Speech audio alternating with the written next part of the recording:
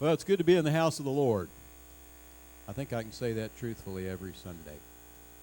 I have never known a Sunday when I couldn't say that truthfully. And it's especially good today because we begin a series of revival meetings today. And our evangelist is no stranger to many of you. His name is Jeremiah Bolich, and he's been with us 2 or 3, 4, I don't know how many times before, but he's back, and we're glad to have him. So without any further ado, I turn the floor to Jeremiah. Let's make him welcome.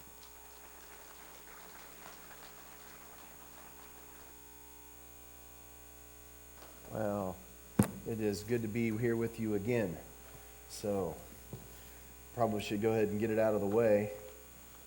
I grew some facial hair recently. It has nothing to do with Duck Dynasty. Just to go ahead and make that clear. I come from a long family of facial hair people. And my dad, when he died, had a big beard. And so when I got saved, I wasn't raised in a Christian home, so when I got saved, I learned that as a minister, you typically don't have, facial hair. I know Dennis does, but he's a rebel. And, but everything changed, in our culture, so I'm doing it. So that's what it is. So now you don't have to ask. That's what we're doing. So, praise the Lord. Open your Bibles up, if you'd be willing, to the book of James. Excited to be back here. Love your church. Still going to be traveling, probably always, but intentionally, probably about 25 weeks out of every year, starting in 2015. But I'm taking a pastor. So found a place that can put up with me. So, and they're in Tennessee, so I fit right in. And we're going to be still traveling and going to several churches a year. But had some new change in our life. My wife's here, and my kids, but my wife's not here this morning. She's not feeling very well. Last week was with my sister, and her kids were sick. We were helping with her kids. There's been a trauma in the family, so she's not here with us this morning. So she'll be here this week. But really thrilled to be back with you. And if you don't believe me, you can go listen to our, podcast. You're just a unique church, and really similar to the church that we're starting in Lebanon. Because it's a smaller church. It's not a lot of bells and whistles, so to speak, First time I was at Banner, it was just, and this is a compliment if you can take it as much. Excuse me. A minute ago, and then it got messed up. There. It's not going to fall. But first time I was at Banner, it's this,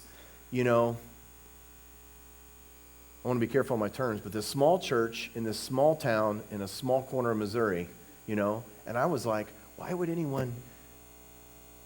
It's a great church, okay? But I was like, what is attracting them here, And it's the principle of what we see going on here, and I talk about you guys often. What we see going on here is not, it's just the body coming together and being the body in the community. It's everybody being involved. And the reason I'm bringing this up is we started a new study in James, and we'll be in James chapter 1 this morning. And James is clarifying what it means to be a Christian and what we're finding consistently. And this is probably, obviously, not your church, okay? Just all those other churches in the world. There are people that come to church that are not bad and not evil, but seldom it's about being bad and evil.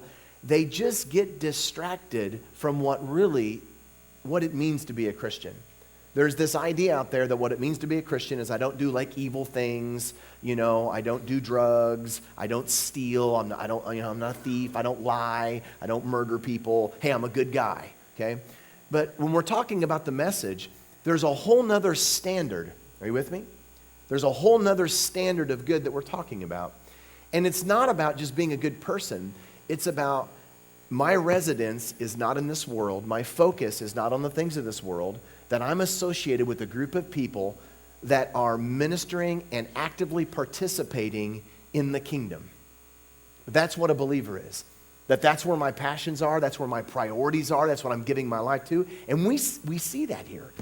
And I really think you guys don't even have a full-time pastor. I think, really, when it comes down to it, which people come around and think, well, what are they doing? They're being the body. You're being what you're supposed to be doing. Everybody's involved in ministry. And so that's what we're doing in Cross Style, is that people come, we look at them and say, where can you plug in? How do you want to be a part? And how can you partner with us in reaching out in this community and telling them about Jesus? In reaching out to that culture, okay? That wonderful bearded culture of Lebanon, which we're a part of. So James is writing, and it's interesting when I don't know how much you've studied James. I hear people all the time tell me it's their favorite book. I'd never studied it, never read it much. I've read it, but never really done any serious approach to it.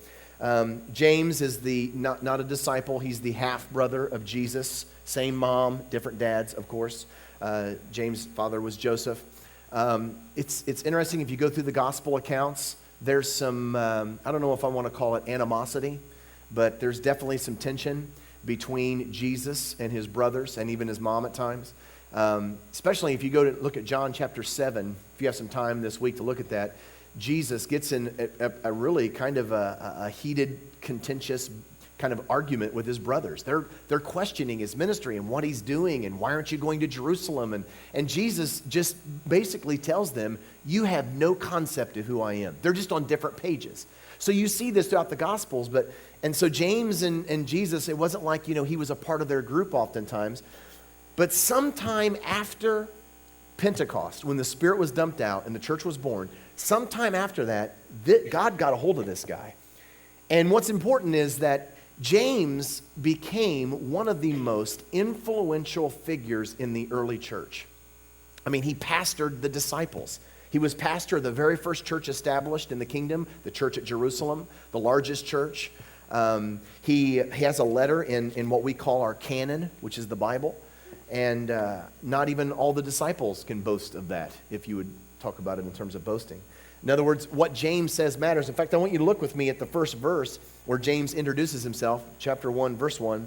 James not only introduces himself, but at the second half of verse 1, he identifies the recipients of his letter.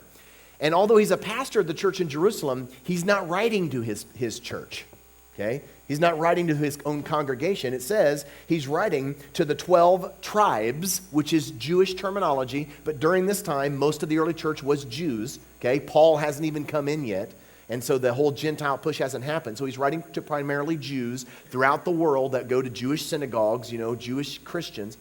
But he's writing to those scattered among the nations.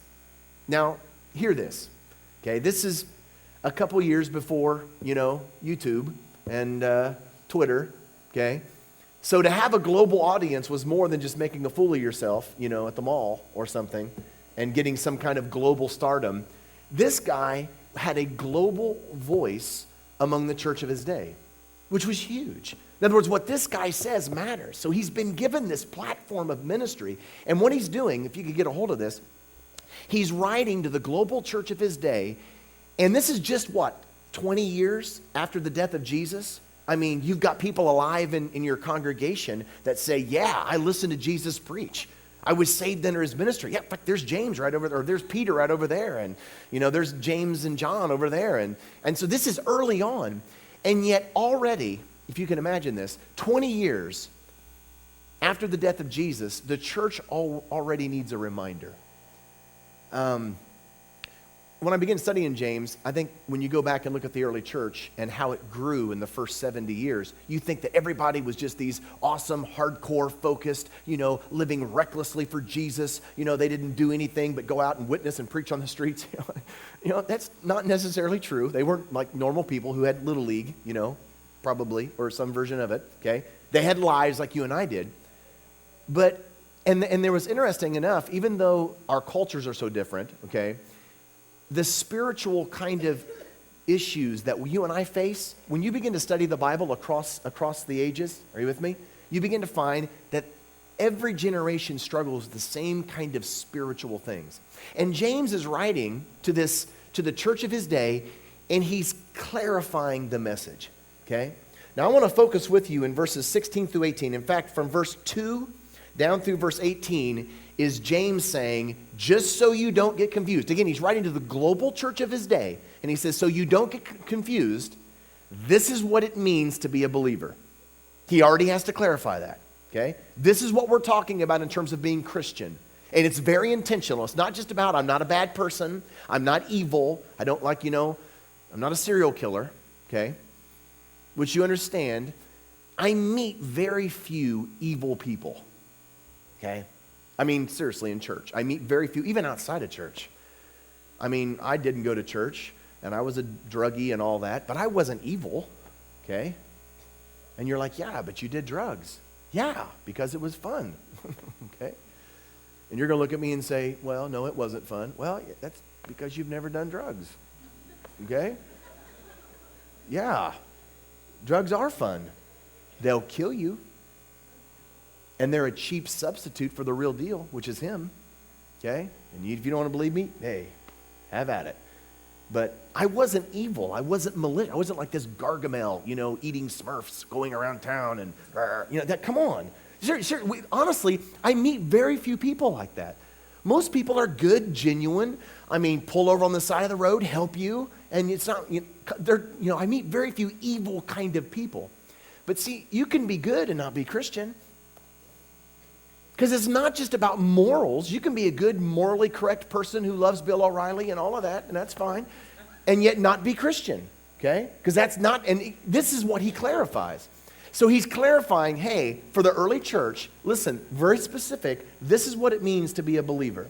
Now, I want to focus with you this morning over the next few minutes in verses 16, 17, and 18, which is this climactic statement. He's described what it means to be a believer, and he comes down to verse 16. Now, we're going to look at verses 16, 17, and 18, but I want to clarify some of the language that he uses.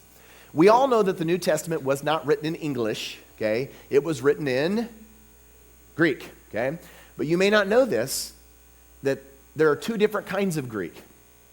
Okay? There is classical Greek, and then there is Koine Greek. Koine Greek, another way of talking about Koine Greek, is it's common Greek. It's not academic classical Greek. One way, and it's pretty accurate way to describe the difference between classical Greek and Koine Greek would be like King James Version, which is fine version, but that's more classical English, versus like NIV, okay? And the reason we have like NIV is because we typically don't talk in King James Version. I don't go to Walmart and say, hello, fair lady of the valley. I need some milk. We don't talk like that. We talk in NIV language, common everyday Greek. Like, what's up? How's it going? Hey, that's how we talk. Koine Greek is not classical Greek, which this is huge. And if you can Google this kind of stuff. But this is not an academic book. You understand? This is huge. This is not an academic book. This is teenager street Greek, if you will. Okay? In other words, it's the church writing about issues that you face in your living room on a Thursday evening when the kids don't go to bed. That's this kind of stuff. So this is not Princeton, Harvard kind of academic, that's not what this is. So he's writing in the street Greek of his day. And I want to clarify a couple terms. For instance, in verse 16, one of the terms you're going to read, and we have 2 or 3 different words to express this Greek word. It's the phrase in my NIV that reads, don't be deceived. Okay? Now that's an accurate translation. But if you're trying to reflect the common word that's used here, if you all wanted, it's literally translated led astray. And it's the word planao. But the word is probably better communicated in our street language as not don't be deceived, but don't get distracted. Okay? Don't get distracted. And just hear this. I'm going to throw this out. Just consider this. One of the things that I find over and over and over every single week, I don't meet people who are evil in church. I already said that. I just meet people that live such distracted lives. We get so distracted with things that have nothing to do with why we are here on this earth and the kingdom in which we live. We're not evil, but priorities, I'll go to churches and I'll meet people. and they haven't been coming as regularly as they should, or my favorite is, it's revival week. It's and I don't care if you come. I mean, hey, I want you to come. I mean, you should come, but it's not like I'm going to show up at your house or something. You're just, okay. But I'll have people that'll come up to me and say, I'm not going to be here Monday, but I'm not doing anything bad. That's good. You're not robbing anybody. That's good. But see, how do you interpret bad? See, how do you talk about good? Well, he's a good kid. Well, what does that mean? See, what does that mean? James writes in the very first thing that he says in this climactic statement after describing Christianity, he says, listen, don't get distracted. Because it's oftentimes Christianity is not about being good and bad. It's what your life revolves around. I live in Tennessee, and I've had to really get used to that culture because they're just different there than me. I'm more of a heavy metal, guy. They're country, and they're country through and through. They're just, think of country, that's where I live. And they have these people that, and it's disturbing, they'll get up, to me at least, they'll get up at 3 o'clock in the morning, and it's freezing outside. And they will bundle up, and they will sneak outside, and they'll go out into like fields and in the woods, and they'll hide in bushes and climb up trees, and they do. And then they'll kill things. And it's not that they just don't kill things. They'll take poses with the animal, and then they'll come to you and say, "Hey, man, I was out this morning and I killed an animal and I took a picture. You want to see it?" I'm like, "Not really, man. That's weird." And they cut off its head. Sometimes they'll put it in their house on their wall, and I mean, it's really weird. You know what those people are called? Hunters. You guys have them here too? Yeah, they're weird. They're weird, And again, I'm not opposed to hunting. I'm a big gun guy. Got 3 or 4 myself. I'm all about killing things. Hey, I'm fine with that. But you understand, the moment that your life begins to revolve around that, there's a problem there. Okay? It's called addiction. One of the things I noticed when I came to church is people, "Oh, you were a drug addict?" Yeah. You understand, when it comes down to it, every single one of you are an addict. Seriously. Really quickly, pastor said I got to have you out of here by 2 o'clock, so we got to hurry. But let me give you just an example of this. In Genesis chapter 1, hear this. God said he creates man out of the dust of the earth, okay? Breathes in him the breath of life, and he became a living being. The Greeks believe you have a body, soul, and spirit. Hebrew concept is you have a body and you have a spirit, and you are a soul. So you don't have a soul, you are a soul, okay?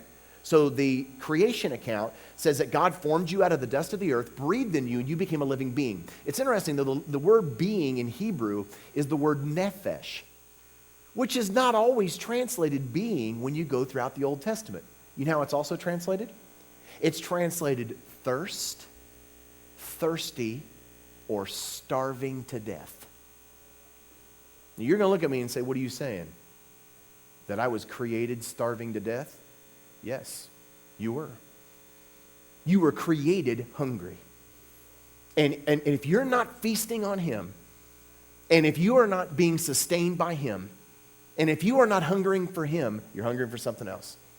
And so you can't look at the drug addict and say, "Oh, drug addict," because see, where are you addicted? What are you addicted to? Sports? Nothing wrong with sports. But see, what are you addicted to? Sports? See, I meet people that literally their whole week is turned upside down because their favorite team lost. Seriously? We call that withdrawal. Okay? So is it sports? See, is it hunting? See, is it clothing? Is it your looks? Is it food? Is it gossip? Is it drama? Is it drugs? Is it alcohol? Pick something. Or is it him?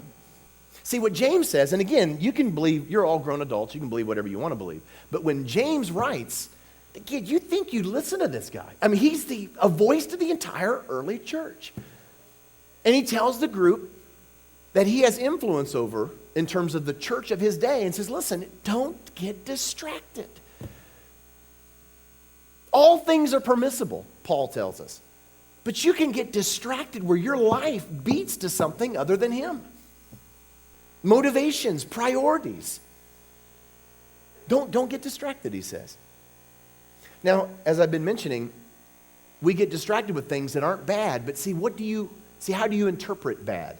James says in verse 17, moving on, he says, listen, don't be distracted. Every good and perfect gift is from above. And then when he says from above, he clarifies what he means by that by saying coming down from the Father of the heavenly lights who does not change the shifting shadows. So he's talking about every good and perfect gift comes from above, not like thank my lucky stars above, okay? It's not like, woohoo, I'm lucky. That's not what he's talking about.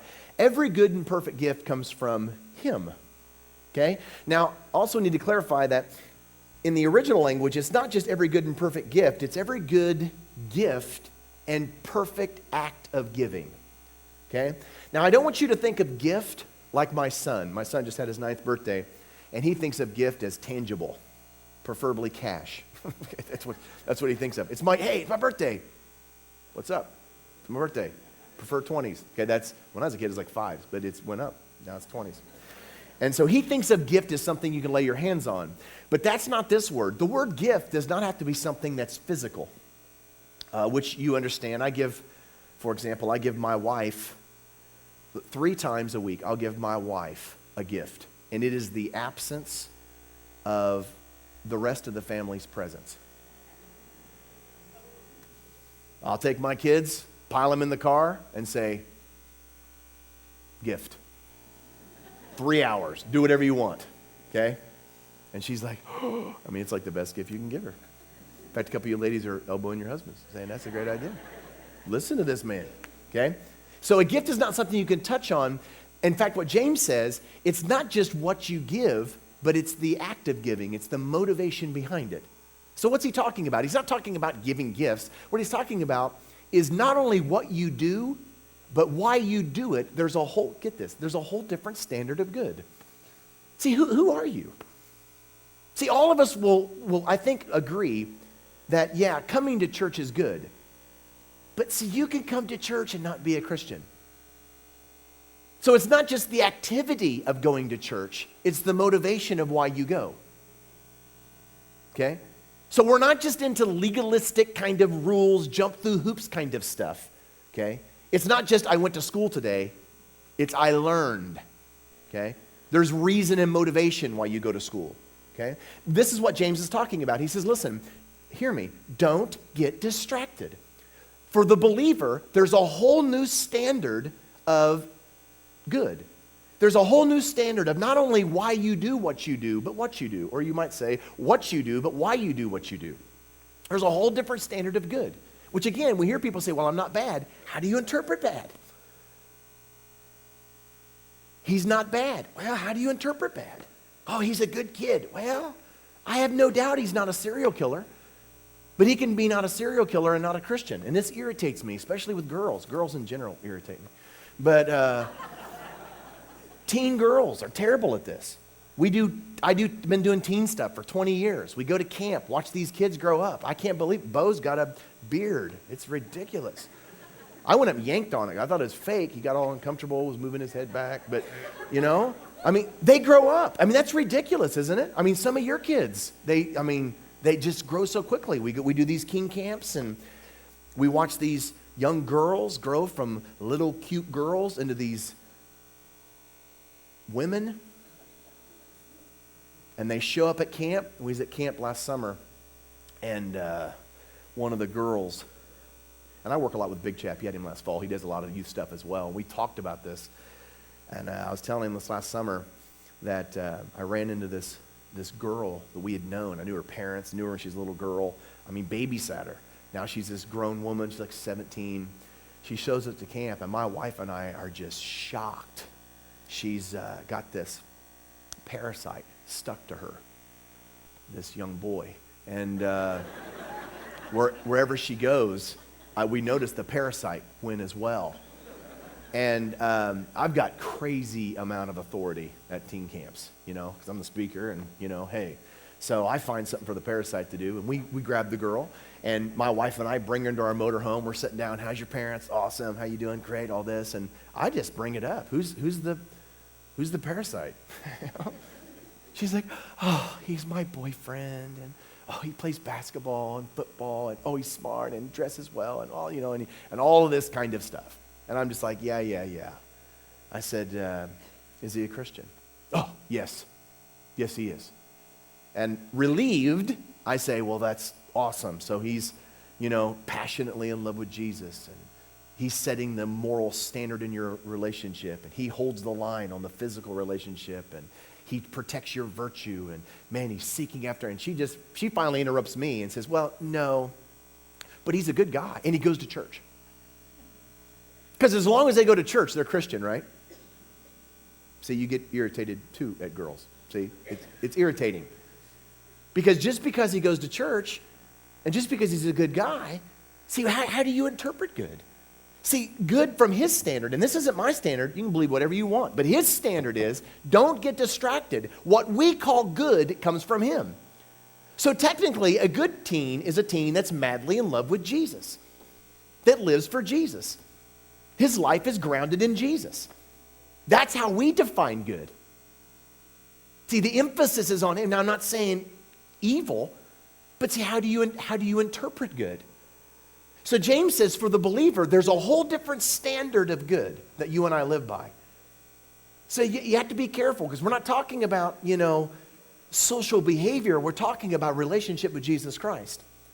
So he says, listen, don't get distracted. There's a whole different standard of good that you and I are to live by. Now he moves out of verse 17, and he comes into the last verse, verse 18, where he says some important things. And he says, let me clarify, okay? Don't get distracted. Hold a different standard of good. He chose you. See, what are you going to give your life to? See, who are you? Okay?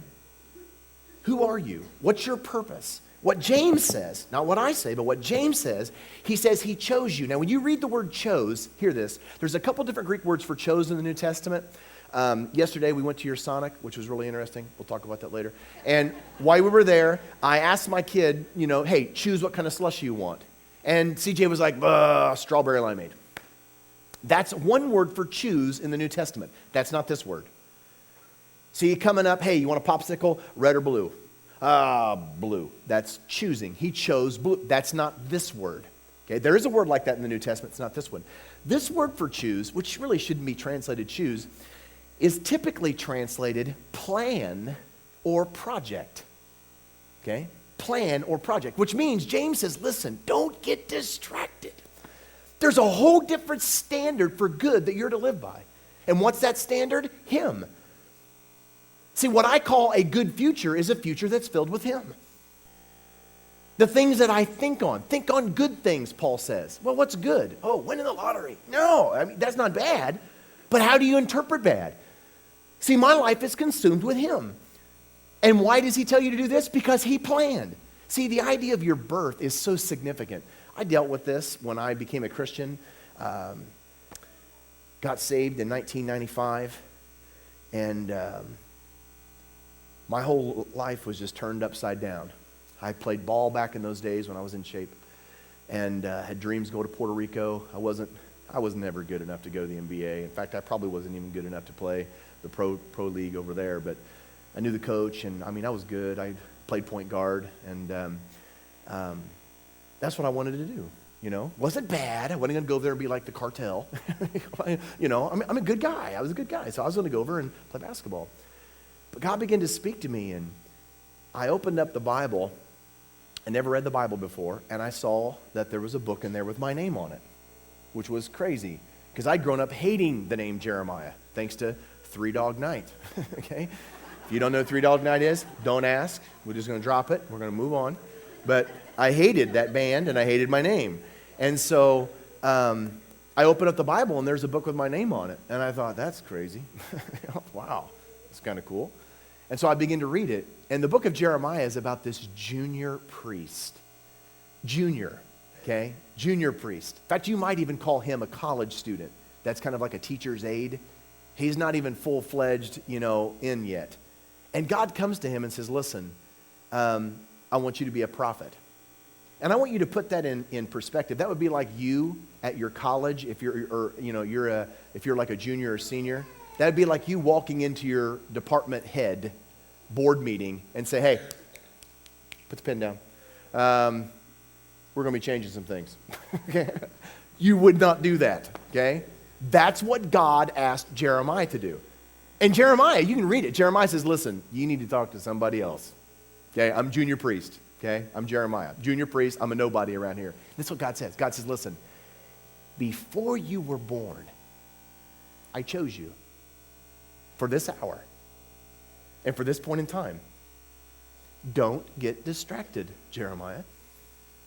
Before the foundation of the world, I had planned and I had got this project and I've got this dream and I put you right there, and no one can replace you. One of the reasons I like you, and I'm just being honest, if I didn't like you, I just wouldn't say anything, okay? I don't read into that if I don't talk to you much. But the point is, if I didn't like you, I just wouldn't say anything. I love what you're doing because you are acting like a body. Banner Church is acting like a body. I mean, it's not like people go to Joplin and say, we're going to go down to that awesome, nice, ritzy area, Banner, and we're going to go to church down there. Come on, no one says that.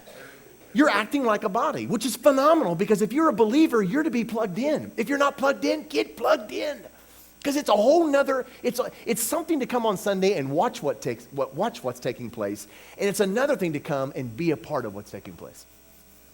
It's another thing to come and watch worship. And it's another thing to come and participate in it. I'm telling you, it's a whole different deal. And what's really interesting is that we meet people that just aren't plugged in. I was overjoyed, by the way, I know a bunch of you are teachers. I rejoiced when youth pastors and parents were basically, their voice was snuffed out in the local high school. I thought it was awesome. You would say, why? Because if you're a teenager, I'm tired of doing your job, quite frankly. Seriously. If God wanted me to win the people in your math class, they'd put me in math class. And I ain't going to math class. God put you in math class. Oh, and by the way, I'm not supposed to win the people down to your job. You are. Did you know that it's his job and my job to equip the body to win the community? It's not my job to go out there to your job and win come on. I don't have a job, don't want a job, okay? I'm chilling at Starbucks. You go to your job. And I believe that God looks at you and says, before the foundation of the world, I chose you. In fact, I've had this plan. And I appointed you for this hour to be where you are. And it's interesting also that when he says this, this is so good. You should see the looks on your faces. Look at this. He says, verse 18, he says, listen, he chose, he planned. Get this. God had a project. God had a desire, and he chose you. I can't replace you. I'm not supposed to parent your kid. You are. That's not my responsibility. I'm not supposed to go down to your job. You are. And you're tailored for it. You're built for it. And he says he chose you, verse 18, he chose to give us birth. The word give us birth, the original language word, it's the only time it's used in the entire New Testament. It's used in secular Greek culture as engendered. What does it mean to be engendered? I want everybody, I learned this when I was a kid. You probably already know this, but just in case. I want everybody to do this. And I can see you if you're totally blowing me off. Okay, do this. Okay? Now do this. And I want you to look at the ends of your fingers, which are called your fingertips. Did you know, get this is crazy. Those are the only ones, you're looking at the only ones like that not only are, but have ever been or ever will be. I know. You can put your hands down. I learned that when I was in kindergarten, and I remember thinking, whatever, dude, you're a liar. Liar. No way. There's no way. Everybody who's ever been, whoever will be. Which is crazy. Do you know what that means? You're unique. That there is not another you out there. that God handpicked you. And one day, listen to this, one day you will stand before him and you're not going to give an account to me. I'm going to be standing on the sideline going, I told you. I told you. Seriously, that's what I'm going to be doing. I'm going to be like, and I'm going to be on the other side. I'm going to be in the pearly gates area playing disc golf, hanging out. And one day you're going to stand before him and he's going to ask you to give an account because he made you unique. This word, he engendered you. He engendered you. See, engendering is literally more than just giving you male or female. It's tailoring you for his purpose. There are two things about you you can never change. That God gave you, that's yours, that's an engenderment you can't change. One is your ethnicity. Okay? See, Roger, who skipped church this morning because he's a slacker, Roger, okay, no, he's not a slacker. So Roger is a white guy. You're aware of this, right? Okay, white guy. Roger is not going to wake up tomorrow and say, dude, I'm tired of being white. That's all there is to it. I'm being Chinese. That's all there is. I'm going to the doctor. I'm getting a pill. I'm doing the Chinese thing. It's just way more cool. He's white. Nothing will ever change that. That's his ethnicity, which is a beautiful thing. God created you to have it.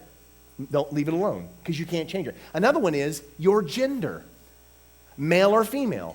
And that's a huge controversy in our day and age. Okay?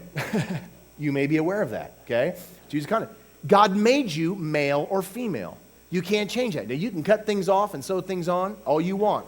Okay? But honestly, when they open you up on the inside, are you with me? They open you up on the inside, they're going to find one of two sets of chromosomes. It's either going to be XX or XY. XY. I did it yesterday too. It's going to be XX or XY. Okay? Because God created you that way, engendered you. Here's what James is saying. He says, listen, don't be distracted. There's a whole new standard of good. Please hear this. Don't get distracted.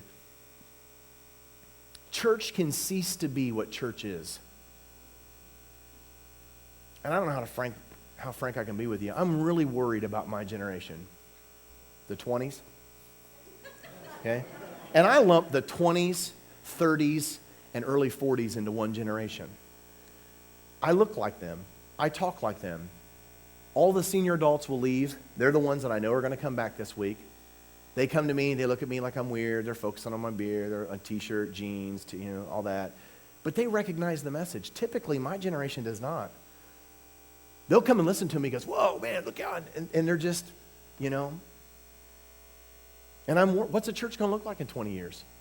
When those of you who are actually, and this is probably not typical for your church, which is true, but most churches I go to, 90% of the finances come from the senior adults. And finances across the board are going down. You say, why? They're dying. Seriously, they're dying. And with them goes the money. And it's not because my generation are evil. It's just they're just so distracted with things that don't matter. They're not plugged into the kingdom. They show up to church on Sunday, and quite frankly, the older generation, you senior adults, you've caused the problem. Because you've been so happy that at least they're here, at least they're coming. That's still not Christian. Just showing to church on Sunday and not murdering someone, woo, praise the Lord. And at least they were here. That's good, but that's not the message. That's not what he's saying. He looks to the global church of his day and he says, listen, don't get distracted from who God created you to be. There's a whole different standard for good that you're to live by, which good is a life that's saturated by him. Because he chose you. Before the foundation of the world, you are not where you're at by accident. In fact, he engendered you to fit where he chose you. And he ends it by saying that you might be the kind of first fruits. The Greek word first fruits in the Old Testament Septuagint, it's translated foundation, which means God created you, chose you, engendered you, that you might be the platform by where he does something brand new in your world. And it starts with you. In other words, he created you. Don't get distracted. You're not at your job to make money. He stuck you there. Chose you. Didn't choose me. Chose you for that position. and created and tailored you for that position, that you might be the foundation by which he does something brand new in your day, in your job, in your environment. Is that sinking in? I'm praying you'll have nightmares about me tonight. Just looking in your face, getting all up in your face on this. Because this is the only gospel I'm finding in that book. And you guys are doing it more than other churches are doing it, seriously. I mean, you really are.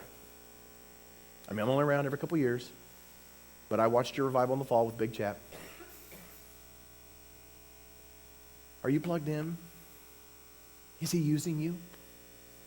So I'm not talking about you going off to Africa as a missionary. Okay? Stay in Banner, which is similar in some respects, Banner. But, stay in Banner, okay? We're all about it. It's cool. But where has he put you? Where has he put you? I always thought that I was going to be a pastor of a church. I interviewed several churches, around 1,000. I thought they were asking me to come be the preaching upfront pastor. I mean, great salary package. Kids go to good school. I get to come preach on Sunday, be a teaching pastor that I teach and preach and write throughout the day. And I have my own executive pastor. I was like, dude, who wouldn't want that? But God has handpicked me and put me in a little church around 130 in Lebanon, Tennessee, where people drive lawnmowers to church and gators, and they listen to Hank Williams Jr. all the time. And I'm falling in love with them. And I want to win that community. I want to equip them to open their eyes to say, why am I here? Seriously, why am I here? Because it's got to be more than this. It's got to be more than that. It's got to be more than, Wednesday night baseball. I mean, come on. We're going to be here tonight at 6 o'clock. Really quickly, I'm going to be responsible with your time this week. And we're going to get you in and out of here in an hour and 15 minutes, because I know some of you have kids. And I know everybody says, hey, preach as long as you want. Well, yeah, that comes from the people who don't have kids. Okay? Yeah. So if you have little kids and you have a job and all that, dude, we're totally cool with that. I understand. So we're going to get you in and out of here, bring kids in their pajamas, lay them down on the pews or whatever. I don't know if you're doing children's stuff. I think you're doing something Monday night. No. It's tonight and Wednesday night, I think, right? So if you want to bring them and lay them down the pews, no, nothing distracts me, okay? So we're cool with that. You can follow us on Twitter, Facebook, Instagram, all that stuff, okay? All that stuff. I'm enslaved to all that stuff.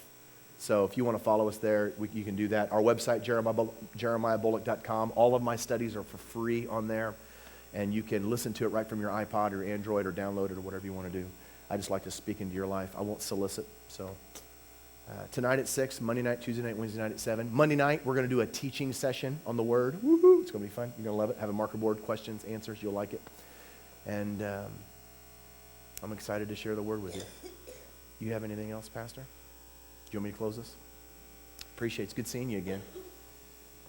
Jesus, we love you this morning. And what we mean by that, Lord, is not that, hey, Jesus, thanks for, protecting my house from the tornado, and let me have the good job so we can go fishing every Saturday and Sunday.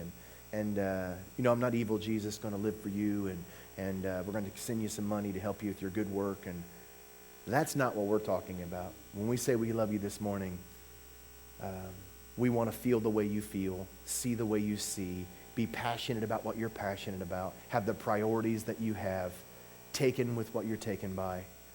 And I just pray that you would move in our life this week, Jesus, that we would be encouraged, that you would equip the body, and that you would continue to do exactly what you're doing at Banner. Just bless this church, Lord.